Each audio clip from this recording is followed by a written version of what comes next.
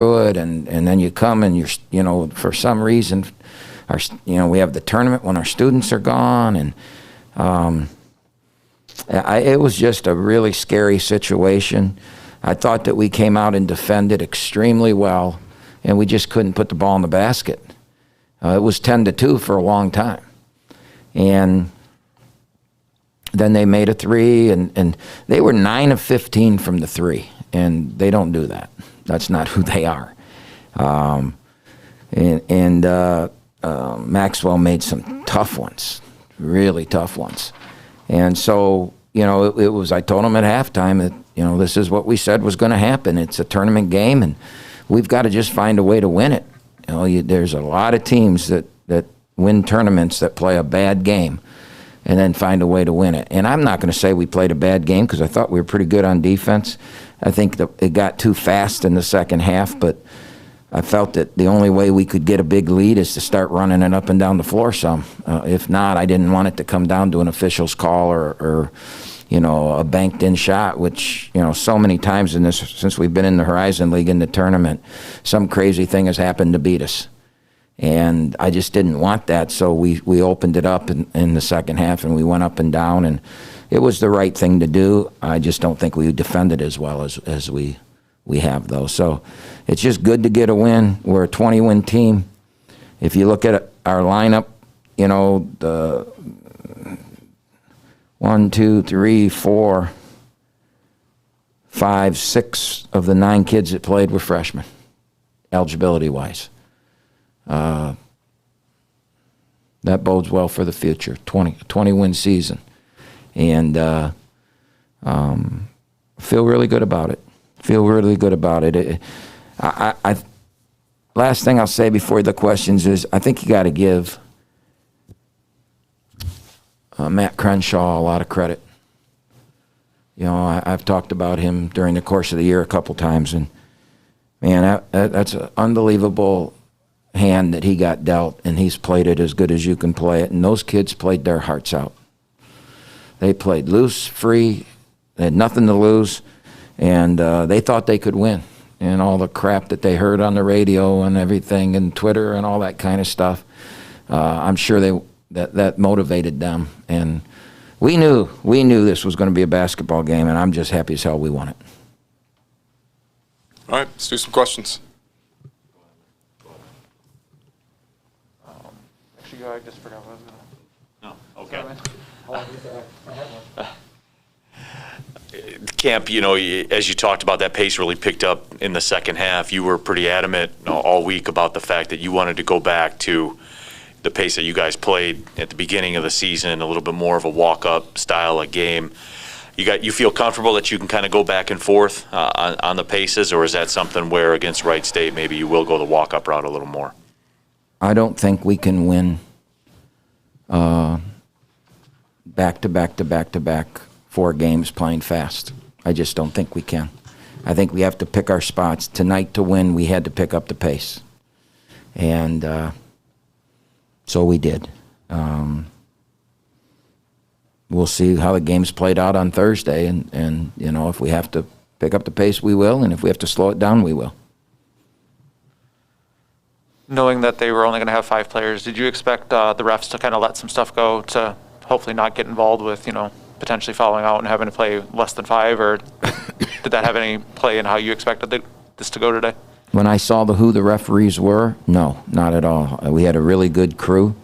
We had veteran officials, and it's the tournament, and they can't do that in the tournament. If that were a regular season game, I could understand it, but that was a tournament, and I thought it was very well officiated. I think they committed the fouls they committed, and we committed the fouls we committed. We did shoot 16 free throws to their 4, which is who we are. We've been that all year, and that's what we were today. So with a follow-up to that, as they started to get some players into foul trouble, was that an effort to maybe go after those people and get it down low? IUPUI or I think it was McClure had it pretty early too. Well, with 3 minutes or 4 minutes to go in the game, we wanted to clear the floor and go after the player that had 4 fouls. I think it was number 5 had 4 fouls at that time. and we wanted to clear the floor and go at him, but they were smart enough to see that, and they just ran a guy so they had 2 guys on the ball. But the bottom line was you want to win the game, and we did what we had to do to win it. I thought we handled the last few minutes good. They knocked in a couple, long shots. I was a little upset with Jamal when he let the kid catch the ball and just drive to the rim, because I want to play through it, but I've only coached Jamal for 1 year, so there are some things that he still doesn't quite understand about me. Kemp, what about their strategy that they came out with where they looked like they were going to commit to double the post, and they didn't care who got the ball in the post? They were going to double it, kind of dare you to beat them, as far as shooting the basketball in particular from 3. Do you feel as though you guys maybe could have done a little bit more just in terms of getting more into the post? Or how did you feel that went? Well, I think that we were really lethargic offensively. I think our point guard was very lethargic early in the game. He had 3 turnovers maybe in the first 5 possessions, which it's tournament time. You can't do that. And then we missed a bunch of shots and we missed free throws. I mean, we were 3 for 8 from the free throw line at one point, and that's what happens in tournaments. And it's why I played Trey Townsend. Now, the plan was not to play Trey, and the plan was if we needed him, we'd play him in the second half. But when he said he came to me before the game and wanted to play, I felt that it was really important that he play a few minutes just so he could gain some confidence in the ankle, and also that he could shoot a free throw. He hasn't shot a free throw, he hasn't, and he missed his first 2, and I figured he would. But I didn't want that Thursday night when if we didn't play him today. So that's why I played him. I feel fortunate that he didn't re-injure it. I think it was a gamble. But it's like I told him at halftime.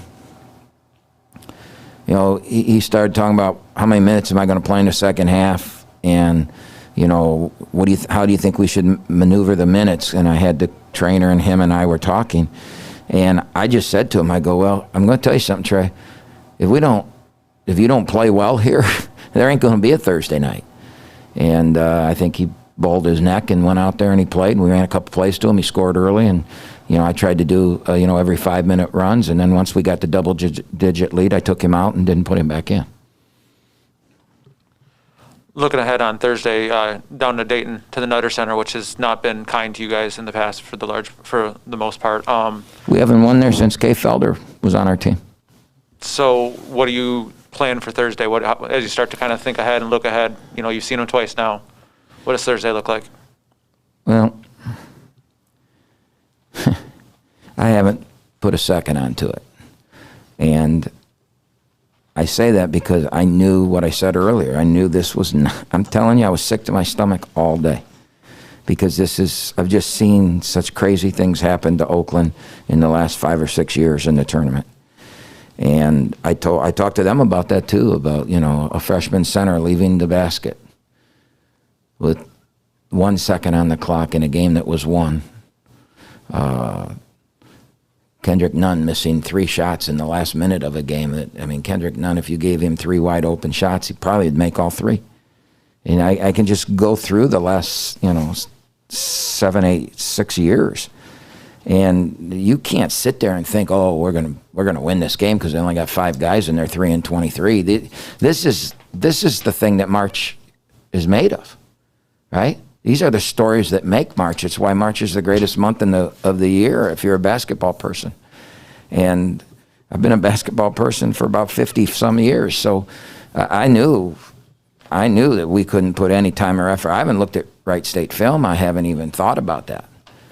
My whole thought process was on how are we 1 point ahead when tonight ends? Any other questions for Coach in here? No? All right, we'll get to some social media questions. A question about Jamal. Jamal okay? I don't know. He twisted his ankle there. Blake threw him